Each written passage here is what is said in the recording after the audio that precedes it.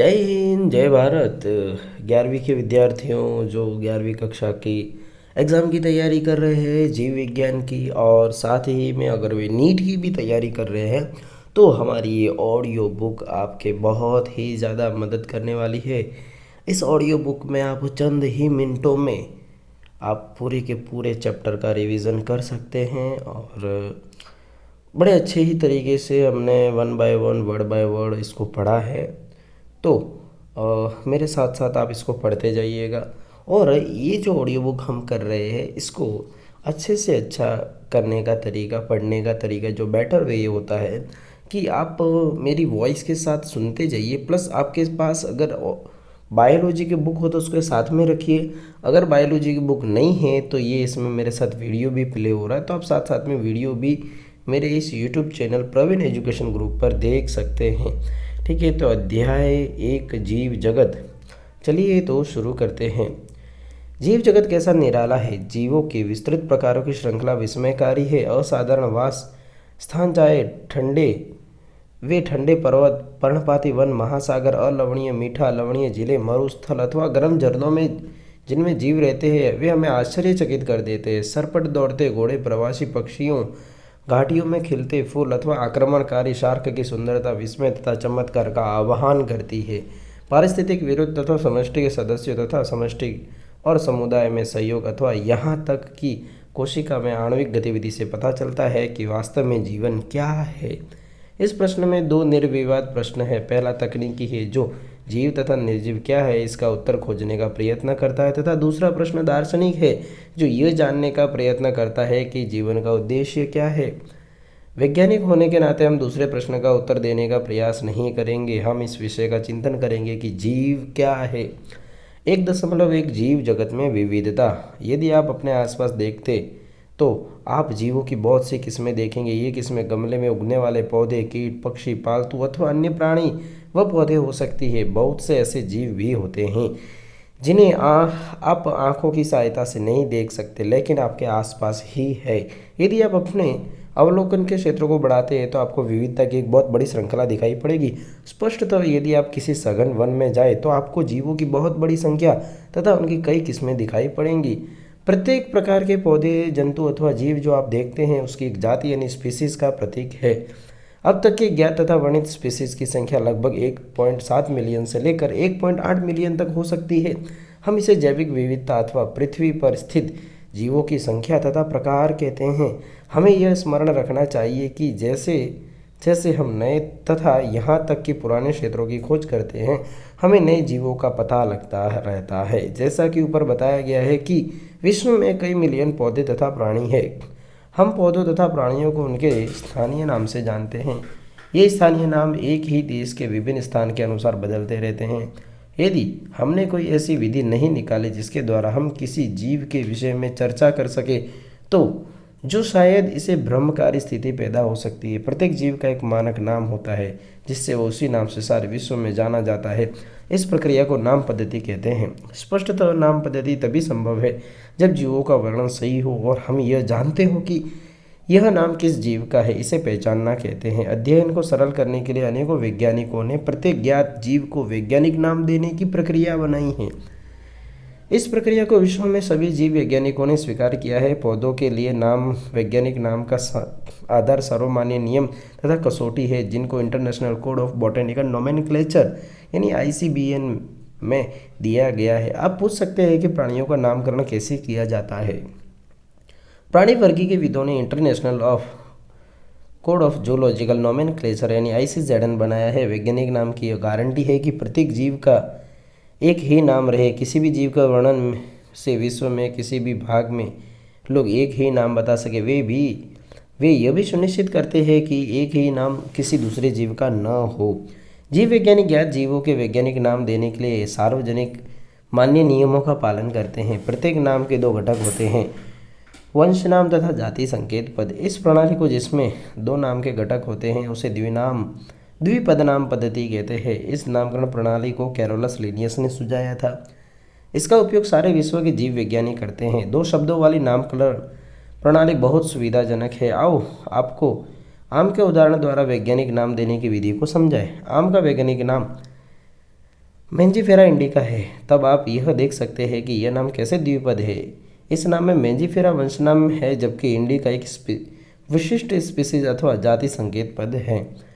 नाम पद्धति के अन्य सार्वजनिक नियम निम्नलिखित है। पहला, जैविक नाम प्रायः लैटिन भाषा में होते हैं, तिरछे अक्षरों में लिखे जाते हैं।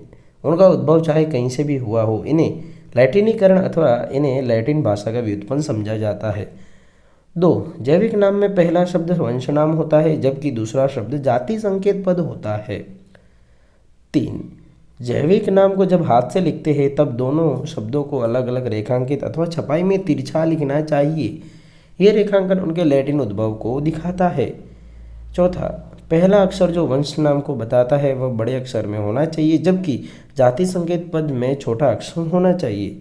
मेंजिफेरा इंडिका के उदाहरण से इसकी व्याख्या कर सकते हैं। जाति संकेत पद के बाद अर्थात वैज्ञानिक नाम के अंत में लेखक का नाम लिखते हैं और इसे संक्षेप में लिखा जाता है। उदाहरणतः मेंजिफेरा इंडिका लिन, इसका अर्थ है सबसे पहले स्पीसीज का वर्णन लिनियस ने किया था। यद्यपि सभी जीवों का अध्ययन करना लगभग असंभव है, इसलिए ऐसी युक्ति बनाने की आवश्यकता है जो इसे संभव कर सके। इस प्रक्रिया को वर्गीकरण कहते हैं।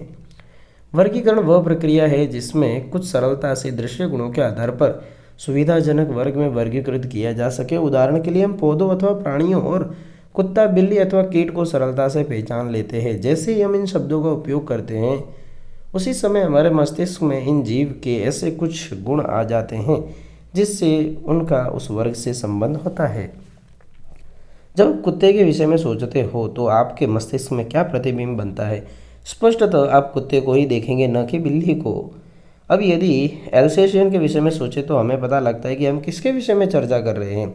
इसी प्रकार मान लो हमें स्तनधारी कहना है तो आप ऐसे जंतु के विषय में सोचोगे जिसके बाएं कान और शरीर पर बाल होते हैं। इसी प्रकार पौधों में यदि हम गेहूं के विषय में चर्चा करें तो हमारे मस्तिष्क में गेहूं का पौधा आ जाएगा।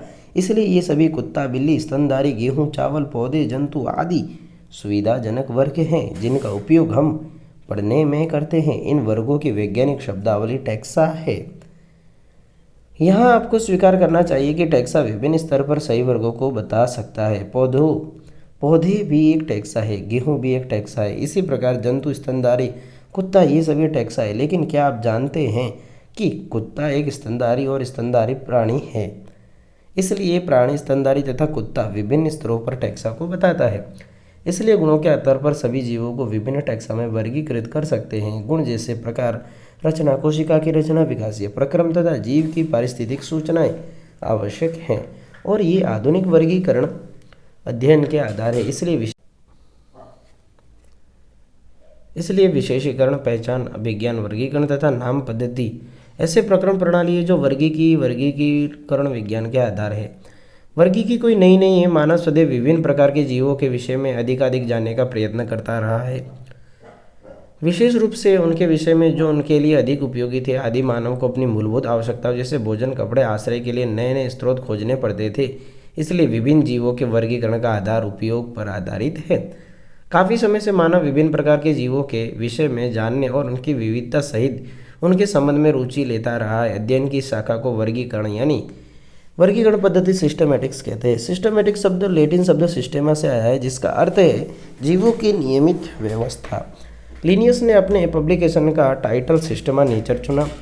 वर्गीकरण पद्धति में पहचान, नाम पद्धति तथा वर्गीकरण को शामिल करके इसके क्षेत्रों को बढ़ा दिया गया है। वर्गीकरण पद्धति में जीवों के विकासीय संबंध का भी ध्यान रखा गया है। 1.2 वर्गीकी संवर्ग।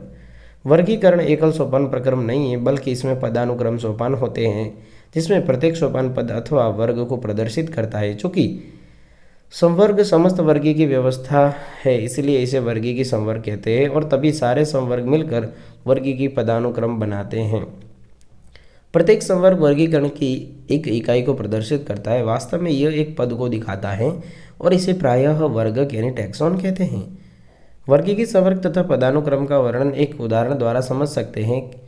कीट जीवों के एक वर्ग को दिखाता है जिसमें एक समान गुण जैसे 3 जोड़ी संधिपाद यानी टांगे होती है। इसका अर्थ है कि कीट स्वीकारनीय सुस्पष्ट जीव है जिसका वर्गीकरण किया जा सकता है, इसलिए इसे एक पद अथवा संवर्ग का दर्जा दिया गया है। क्या आप ऐसे किसी जीवों के अन्य वर्ग का नाम बता सकते हैं? स्मरण रहे कि वर्ग संवर्ग को दिखाता है। प्रत्येक पद अथवा वर्गक वास्तव में वर्गीकरण की एक इकाई को बताता है। ये वर्ग संवर्ग सुस्पष्ट जैविक है, ना कि केवल आकारीय समूहन।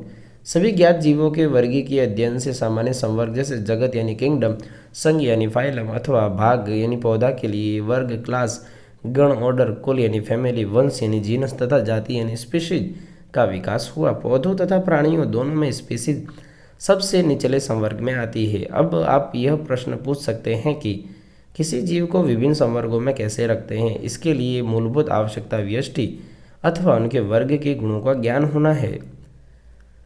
यह समान प्रकार के जीवों तथा अन्य प्रकार के जीवों में समानता तथा विभिन्नता को पहचानने में सहायता करता है। 1.2.1 स्पीशीज यानी जाति। वर्गीय अध्ययन में जीवों के वर्ग जिसमें मौलिक समानता होती है उसे स्पीशीज कहते हैं। हम किसी भी स्पीशीज को उसमें समीपस्थ संबंधित स्पीशीज से उनके आकारिकी विभिन्नता के आधार पर उन्हें एक दूसरे से अलग कर सकते हैं। हम इसके लिए मेंजीफेरा इंडिका आम यानी आम, सोलेनस ट्यूबेरोसम यानी आलू तथा पैंथेरा लियो अर्थात शेर के उदाहरण लेते हैं। इन सभी तीनों नामों में इंडिका, ट्यूबेरोसम तथा लियो जाति संकेत पद है, जबकि पहले शब्द मेंजीफेरा, सोलेनम तथा पैंथेरा वंश के नाम है और यह टैक्सा अथवा संवर्ग का भी निरूपण करते हैं। प्रत्येक वंश में एक अथवा एक से अधिक जाति संकेत पद हो सकते हैं जो विभिन्न जीवों जिनमें आकारीय गुण समान हो को दिखाते हैं। उदाहरण पैंथेरा में एक अन्य जाति संकेत पद है जिसे टिग्रिस कहते हैं। सोलेनम वंश में नाइग्रम, मेलोंजना भी आते हैं। मानव की जाति सेपियंस है जो होमो वंश से आता है, इसलिए मानव का वैज्ञानिक नाम होमो सेपियंस है। 1.2.2 वंश यानी जीनस। वंश से संबंधित कि स्पीशीज का एक वर्ग आता है जिसमें स्पीशीज के गुण अन्य वंश में स्थित स्पीशीज की तुलना में समान होते हैं। हम कह सकते हैं कि वंश समीपस्थ संबंधित स्पीशीज का समूह है। उदाहरणार्थ आलू, टमाटर तथा बैंगन, ये दोनों अलग अलग स्पीशीज है लेकिन ये सभी सोलेनम वंश में आती है। शेर, पैंथेरा लियो, चीता, पैंथेरा पारडस तथा पैंथेरा टिग्रिस जिसमें बहुत से गुण हैं वे सभी पैंथेरा वंश में आते हैं। एक वंश दूसरे वंश फैलिस जिसमें बिल्ली आती है जिससे भिन्न है। कुल। अगला संवर्ग कुल है जिससे संबंधित वंश आते हैं। वंश स्पीशीज की तुलना में कम समानता प्रदर्शित करता है। कुल के वर्गीकरण का आधार पौधों के कायिक तथा जनन गुण है। क्या है विद्यार्थी, ध्यान रखना है, ये आईएमपी पॉइंट हो जाते हैं।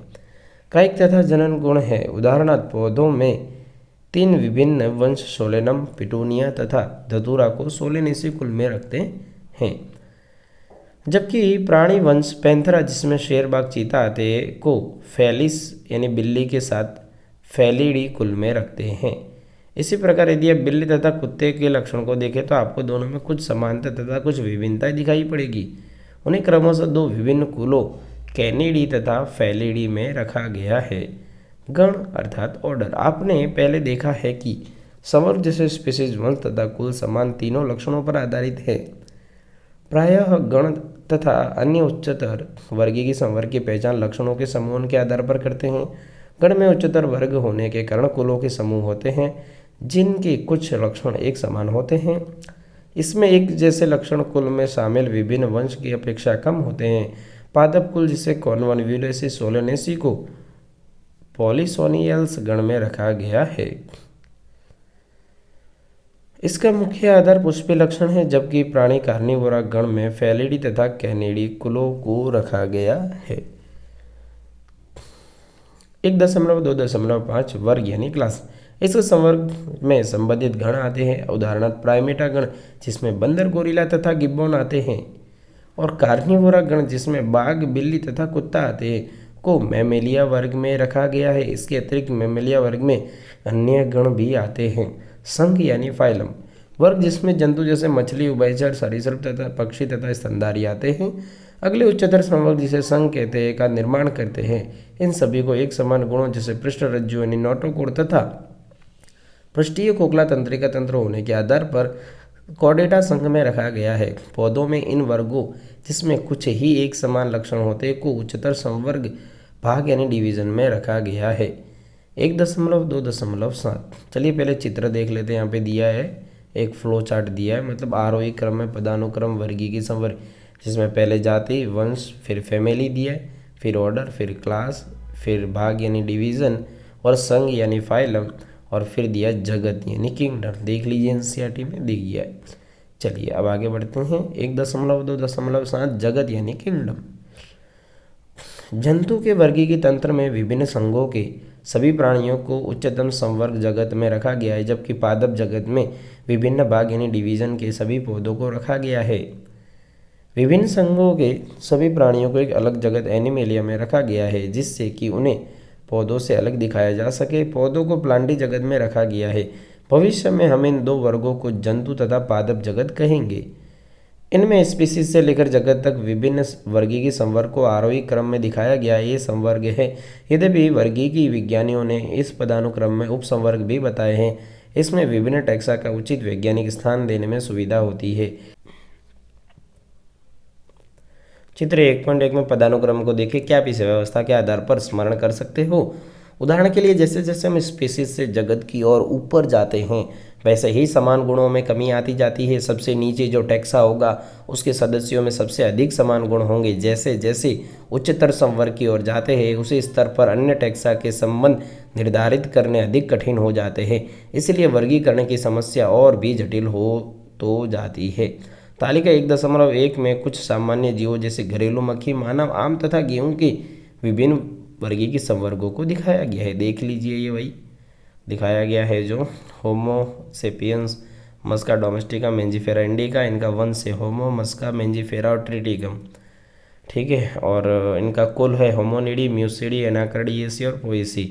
इनका गण हो जाएगा प्राइमेटा, घरेलू मक्खी का हो जाएगा डिप्टेरा, आम का हो जाएगा सेपिंडल्स और गेहूं का हो जाएगा पोएलस।